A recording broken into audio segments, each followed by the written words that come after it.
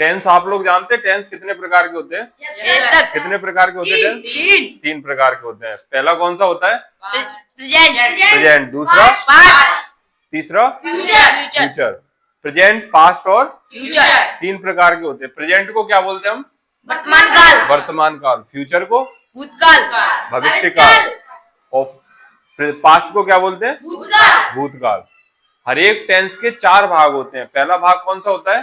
Present indefinite. दूसरा present continuous. तीसरा present perfect continuous. चौथा प्रेजेंट परफेक्ट कंटिन्यूअस टेंस। एक टेंस के 4 भाग हो गए। ऐसे ही हम जो 2 रह गए हैं पास्ट और फ्यूचर, उनमें भी ऐसे ही चलता है। Past indefinite, past continuous, past perfect और पास्ट परफेक्ट कंटिन्यूअस। ठीक है। ऐसे ही फ्यूचर में रहेगा future indefinite, future continuous, future perfect और फ्यूचर परफेक्ट कंटिन्यूअस। अब आते हैं प्रेजेंट इंडेफिनिट में। तो प्रेजेंट इंडेफिनिट की हेल्पिंग वर्ब पता है? प्रेजेंट इंडेफिनिट की हेल्पिंग वर्ब होती है डू और डज। क्या होती है? डू और डज। वो हम काट देंगे, बात टेंशन फ्री रहो, हमें जो हटाना है वो तो हटा देंगे। तो अब देखो प्रेजेंट टेंस के 4 भाग, जिसमें पहला भाग कौन सा है? Present indefinite. मेन चीज लिखेंगे। प्रेजेंट इंडेफिनिट की पहचान क्या होती है? ता है, ती है और ते है। यही तो पहचान होती है। वाक्य को हम ऐसे ही तो पहचानते हैं। जब वाक्य के अंत में ता है, ती है, ते है आदि शब्द आते हैं, उन्हें हम क्या कहते हैं? Present indefinite tense. ठीक है। अब मेन बात आती है कि इसके हेल्पिंग वर्ब क्या होती है? हेल्पिंग वर्ब जानते हो क्या बोलते हैं? सहायक क्रिया। सहायक मतलब जो इसकी हेल्प करती है, किसमें? टेंस को बनाने में, पहचानने में, बनाने में। तो हेल्पिंग वर्ब क्या होती है इसकी? डू और डज। क्या होती है? डू या डज। अब बात आती है डू किसके साथ लगेगा और डज किसके साथ लगेगा? डू किसके साथ लगेगा? बहुवचन करता। किसके साथ? बहुवचन करता। किसके साथ? बहुवचन करता। और डज एक वचन करता। किसके साथ? एक वचन करता। अब बात आती है कि एक वचन करता, बहुवचन करता कौन कौन से होते हैं पता है? एक वचन करता और बहुवचन करता कौन कौन से होते हैं? एक वचन करता होते हैं, देखो एक वचन करता होते हैं ही, सी, इट या किसी एक व्यक्ति का नाम। किसी भी एक व्यक्ति का नाम हो तो वो क्या कहलाएगा? एक वचन करता। ही, सी, इट। ही का मतलब और सी का मतलब दोनों का मतलब वह होता है। ही किसके साथ लगाते हैं? लड़के के लिए। और सी किसके साथ? लड़की के लिए। तुम्हारे लिए सी, इनके लिए ही। और इट हम कब लगाते हैं? जब कोई कैसी वस्तु हो। इट कब लगाते हैं? जैसे मान लो टेबल है, टेबल के लिए इट लगाएंगे। निर्जीव चीजों के लिए हम इट लगाएंगे। ठीक है। तो अब जिसका हम जेंडर डिफाइन ना कर सके, मेन बात तो यही है, जिसका हम जेंडर बता ना सके कि वो लड़का है या लड़की है, उसके लिए हम इट का यूज कर सकते हैं। ठीक है। अब बहुवचन करता, बहुवचन करता क्या होता है? दे, यू, वी। ठीक है। या एक से अधिक व्यक्ति के नाम, जैसे हम बोलते हैं राधा और श्यामा, 2 व्यक्ति हो गए ना। अगर राधा अकेली होगी तो कैसा होगा? एक वचन करता। अगर राधा के साथ 2-3 सहेली और आ जाएंगी तो कैसा हो जाएगा? बहुवचन करता। मतलब एक से अधिक व्यक्तियों के नाम आए तो क्या कहलाएंगे? बहुवचन करता। और एक व्यक्ति का नाम होगा तो एक वचन करता। एक वचन करता। ठीक है। Yes sir. उधर क्यों देख रहे हो? अब सुनो, हेल्पिंग वर्ब पता पड़ गया। डू और डज। डू किसके साथ? एक वचन के साथ। डज किसके साथ? बहुवचन। सॉरी, डू किसके साथ? बहुवचन। और डज किसके साथ? एक वचन के साथ। ठीक है। अब आती है बात की अफर्मेटिव। अब एक टेंस में 4 सेंटेंस बनते हैं। पहला टेंस होता है, सेंटेंस होता है अफर्मेटिव। क्या होता है? अफर्मेटिव। Affirmative sentence. ठीक है। Yes sir. Affirmative sentence. तो अफर्मेटिव सेंटेंस में ये बोला जाता है कि वे वाक्य जिनमें जो बिल्कुल साधारण होते हैं, यानी कि जिनमें क्या होता है? कर्ता होता है, कर्म होता है, ये अन्य शब्द होता है, मुख्य क्रिया होती है और बाकी की पहचान होती है। ठीक है। जिन वाक्यों में कर्ता, कर्म, मुख्य क्रिया, अन्य शब्द और वाक्य की पहचान हो, वो वाक्य कैसे कहलाएंगे? साधारण वाक्य। कैसे कहलाएंगे? साधारण वाक्य। साधारण वाक्य। दूसरा आता है नकारात्मक वाक्य। तो वे वाक्य जिनमें नहीं का यूज किया जाए, वाक्य के बीच में नहीं। जैसे कि साधारण कैसा हो गया? जैसे कि मैं बाजार जा रहा हूं। अब मैं कौन हो गया? इधर मैं कौन हो गया? मैं कौन हो गया? कर्ता। कर्ता, कर्ता ही तो बोलते हैं। ये जितने भी लिखे कर्ता लिखे हैं, इनसे बाहर कर्ता नहीं जाएगा। वह बोलेंगे तो वो एक वचन कर्ता होगा, अगर दे बोलेंगे तो बहुवचन कर्ता होगा। क्योंकि दे माने क्या होता है? यू माने और बी माने और आई माने मैं, ही सी और इट माने यह या इस। ठीक है। तो अगर मैं बाजार जा रहा हूं तो मैं कौन हो गया? कर्ता। और जो वाक्य की पहचान के साथ जुड़ा हो, रहा हूं या ता है, मैं बाजार जाता हूं, जो वाक्य की पहचान के साथ जुड़ा हो वो क्या कहलाएगा? मुख्य क्रिया। अब जैसे यहां लिखा है मैं बाजार जा रहा हूं, या फिर ऐसे लिख दूं मैं बाजार जाता हूं। ठीक है, मैं बाजार जाता हूं। अब जो वाक्य की पहचान के साथ ता है, ती है, ते है, ठीक है, मैं के लिए क्या लगाते? हूं। अब तो यहाँ पे अपन एग्जाम्पल करेंगे। सबसे पहले देखो, पहला एग्जाम्पल देखो। एग्जाम्पल देखो, राम, साथ साथ लिखते चलना। ठीक है। बाजार में सब्जी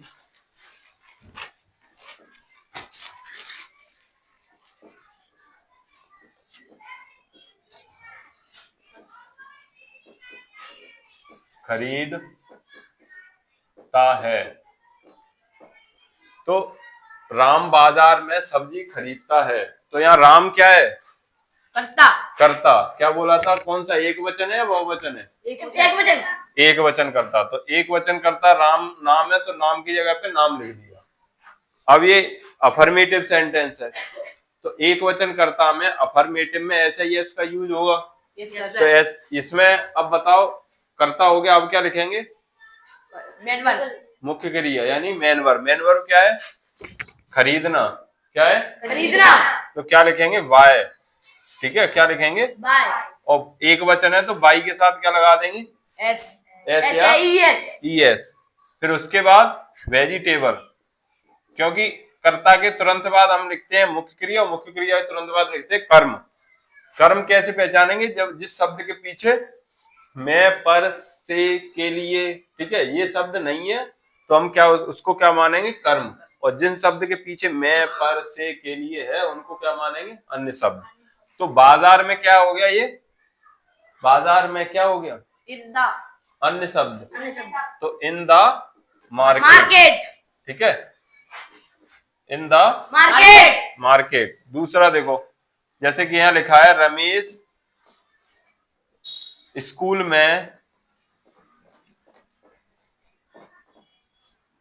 में बच्चों को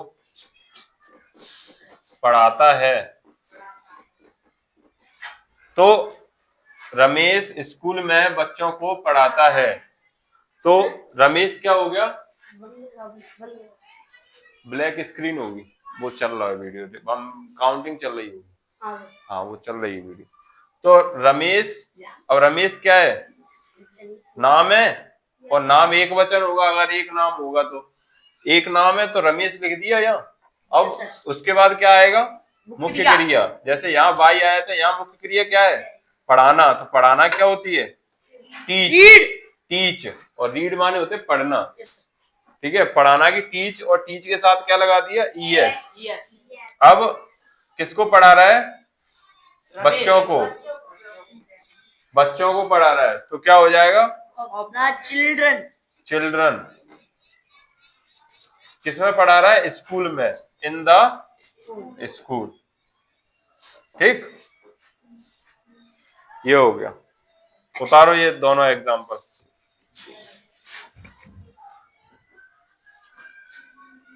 दूसरा अफर्मेटिव टेंस हो गया।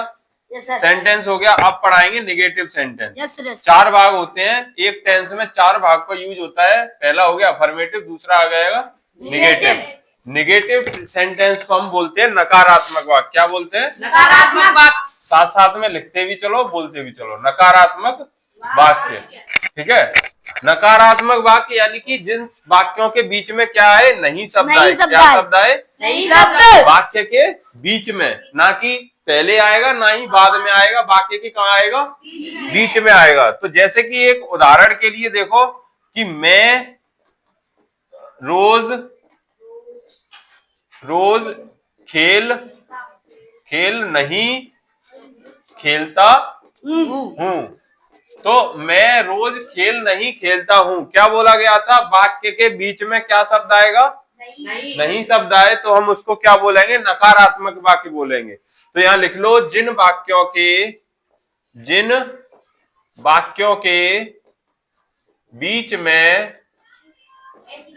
बीच में नहीं शब्द आते हैं उन्हें क्या बोलते हैं? उन्हें निगेटिव सेंटेंस बोलते हैं। ठीक है, यस सर। लिख लेना ये। तो अब उदाहरण करेंगे, उसी के साथ अपन सीखेंगे। ठीक है, तो मैं रोज खेल नहीं खेलता हूं। अब पहचान क्या है इसमें? ता है, ती है, ते है। जब भी हमें टेंस मिलेगा तो हम सबसे पहले ये पहचानेंगे ये कौन सा टेंस है। कैसे पहचानेंगे? पहचान देखेंगे। बाकी की पहचान क्या है? ता है, ती है, ते है। तो जो पीछे लिखी होती है पहचान, तो हम इससे पहचान लेंगे कौन सा टेंस हो गया? Present indefinite. अब प्रेजेंट इंडेफिनिट में भी 4 भाग होते हैं, सेंटेंस बोलते हैं इनको। अफर्मेटिव तो होगा नहीं। अफर्मेटिव में क्या क्या बोला था? क्या क्या आएगा? क्या क्या आएगा अफर्मेटिव में? बताओ, नहीं पता? अफर्मेटिव बोला था कर्ता आएगा, कर्म आएगा, अन्य शब्द आएगा, मुख्य क्रिया आएगी जो कि बाकी की पहचान से जुड़ी होगी। और निगेटिव में क्या हो जाएगा? निगेटिव में उन शब्द के बाद क्या जुड़ जाएगा? बीच में नहीं शब्द। पूरा वही रहेगा, बस बीच में क्या जुड़ जाएगा? नहीं शब्द। जब नहीं शब्द जुड़ जाए तो हम उसको क्या बोलेंगे? नकारात्मक बन जाएगा। क्या बन जाएगा? अब बनाना बिल्कुल वैसे ही है, बस एक चीज चेंज होगी। वहां डू डज का यूज नहीं हुआ था, यहाँ डू डज का यूज होगा। अफर्मेटिव में हम डू डज का यूज नहीं करते हैं, निगेटिव में जाके शुरू करते हैं हम डू डज का यूज।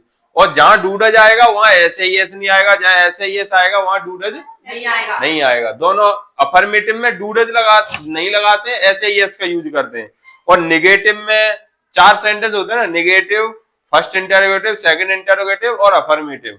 तो निगेटिव, फर्स्ट और सेकंड में हम डू डज का यूज करते हैं, और अफर्मेटिव में किसका यूज करते हैं? एस का। याद रखना जी। ठीक है, तो मैं ये क्या हो गया? कर्ता। कर्ता हो गया। आई आ गया, आई के साथ हम क्या लगाएंगे? डू। क्या लगाएंगे? क्योंकि एक वचन कर्ता के साथ डज और बहुवचन के साथ डू, तो आई डू। और जो नहीं शब्द दिया है वो मुख्य सहायक क्रिया के तुरंत बाद लिखेंगे। ठीक है, सहायक क्रिया है ना डू डज, इसके तुरंत बाद लगाएंगे क्या? नॉट। उसके बाद जैसे हम उसमें लिखते थे मुख्य क्रिया, तो मुख्य क्रिया क्या हो जाएगी? प्ले। यही तो है ना, खेलना। ता है जो बाकी की पहचान से जुड़ा, वही तो मुख्य क्रिया हो गया। क्या बोल रहे हैं? वही तो हो गया मुख्य। तो प्ले हो गया। अब इसके साथ ऐसे ही नहीं लगेगा, क्योंकि यहाँ डू नॉट लिखा है। हमने क्या बोला? जहां डू डज का यूज होगा वहां ऐसे यस नहीं लगेगा, और जहां अफर्मेटिव में नहीं होता है डू डज का यूज, वहां ऐसे यस का यूज करते हैं। ठीक है, किसके साथ करते हैं? एक वचन के साथ। ये बात क्लियर है? अब देखो, खेलना क्या हो गया? गेम। खेलने को क्या बोलते हैं? ये क्या है? कर्म है ना, खेलना। ये क्या हो गया? प्ले। और खेल खेलता है, यानी खेल क्या हो गया इस जगह पे? कर्म। कर्म हो गया। ठीक है, तो उसको बोलेंगे गेम और डेली। ठीक, ऐसे ही एक और देखो, तुम विद्यालय में पढ़ाई नहीं करते हो। तो यहां भी नहीं आ गया, इसको कोई बना सकता है? हा? कोई बना सकता है? नहीं बना सकता। सिंपल चीज है। इसमें करता क्या है? करता क्या है? सब लोग बोलो ना। जो लिखवाए वे ही करता है। एक वचन बहुवचन में से ही आएगा। इसमें करता क्या है? इसमें तुम। तो तुमको क्या बोलते हैं? यू। अब यू एक वचन में लिखवाया था बहुवचन में? बहुवचन। एक में या बहुवचन में? बहुवचन। बहुवचन में। तो बहुवचन के साथ डू लगाएंगे, डज। डू लगाएंगे। और डू के साथ क्या लगाएंगे? नॉट। सहायक क्रिया के साथ ही नोट लगाना है हमें। उसके बाद क्या आएगा? उसके बाद क्या आएगा? क्या आएगा? रीड। और फिर ये होगी मुख्य क्रिया। ठीक है, यहाँ ऐसे ही इसका यूज नहीं करेंगे। उसमें भी नहीं किया था, इसमें भी नहीं करेंगे। उसके बाद कहाँ पढ़ रहा है? विद्यालय में। तो इन द स्कूल। ठीक। तो अब देखो आगे तीसरा सेंटेंस है जिसको हम बोलते हैं फर्स्ट इंटेरोगेटिव सेंटेंस। क्या बोलते हैं? First interrogative sentence. इन वाक्य की पहली बात यह होती है कि इन वाक्यों की जो शुरुआत होती है वो क्या शब्द से होती है? किस शब्द से होती है? क्या? जिन वाक्यों के लिखो, जिन वाक्यों के शुरुआत में क्या शब्द आते हैं? क्या शब्द आते हैं उन्हें हम प्रथम प्रश्नवाचक या फर्स्ट इंटरोगेटिव सेंटेंस कहते हैं। तो कहां मिलेगा क्या शब्द हमें? शुरुआत में। कहां मिलेगा? शुरुआत में। कहां मिलेगा? शुरुआत में। तो शुरुआत में क्या शब्द आए? अब एग्जाम्पल देखो इसका। क्या वह रोज खाना खाती है? तो अब यहां हम पहचानेंगे कैसे? पहली बात तो टेंस पहचानेंगे। तो टेंस की पहचानने कहां से पहचानेंगे? ता है, ती है, ते आना चाहिए। दूसरी बात ये पहचाने कि सेंटेंस कौन सा है। अगर नहीं शब्द आएगा तो कौन सा सेंटेंस होगा? नेगेटिव। अगर उनमें नहीं शब्द नहीं है तो कौन सा होगा? अफर्मेटिव। अगर क्या शब्द आए तो फर्स्ट इंटरोगेटिव। ऐसी यही तो पहचान है। अगर क्या आ जाए तो फर्स्ट, नहीं आए तो नेगेटिव, और कुछ नहीं आए तो अफर्मेटिव। ठीक है। तो क्या शब्द जब आएगा, लिखो, जब, लिखो और लिखो, जब वाक्य में क्या शब्द आता है? क्या शब्द आता है तो हम सहायक क्रिया को पहले लिखते हैं।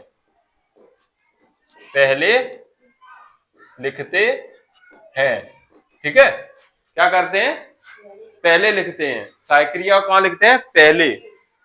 तो जब क्या शब्द आता है तो हम सहायक क्रिया को पहले लिखते हैं।